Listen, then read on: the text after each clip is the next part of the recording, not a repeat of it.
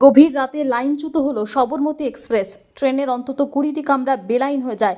লাইনের ওপর থাকা বোল্ডারে ধাক্কা খেয়ে দুর্ঘটনা বলে জানা গিয়েছে।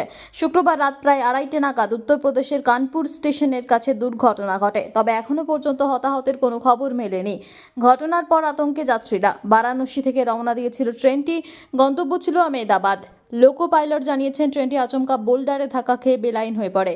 ট্রেনের ইঞ্জিন ক্ষতিগ্রস্ত হয়েছে বলে জানান তিনি। দুর্ঘটনার ফলে সংশ্লিষ্ট লাইনে ট্রেন চলাচল ব্যাহত হয়। খবর পেয়ে ঘটনাস্থলে পৌঁছায় পুলিশ এবং দমকল। একাধিক অ্যাম্বুলেন্স ঘটনাস্থলে নিয়ে যাওয়া হয়। ট্রেনের প্রতিটি কামরা ঘুরে দেখেন পুলিশ এবং রেল আধিকারিকরা। দুর্ঘটনার ফলে ওই লাইনে ট্রেন চলছে না। একাধিক ট্রেনের গতিপথ বদল করা হয়েছে। দুর্ঘটনাগ্রস্ত ট্রেন থেকে যাত্রীদের সরিয়ে কানপুর স্টেশনে পৌঁছানো হয়েছে। সেখান থেকে অন্য ট্রেনের মাধ্যমে গন্তব্যে পৌঁছে দেওয়া হবে যাত্রীদের। গত কয়েক মাসে একাধিক ট্রেন দুর্ঘটনার খবর মিলেছে। এর আগে ওড়িশায় চেন্নাইগামী করমণ্ডল এক্সপ্রেস লাইনচ্যুত হয়ে 296 জনের মৃত্যু হয়েছিল। আহতের সংখ্যা ছাড়িয়ে গিয়েছিল হাজারের গণ্ডি।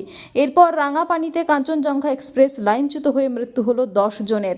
রাঙাপানি স্টেশনে লাইনচ্যুত হয় মালগাড়ি। গতকালও রাঙাপানিতে তেল পরিবহনকারী ট্রেনের 2টি বগির চাকা লাইনচ্যুত হয়ে যায়।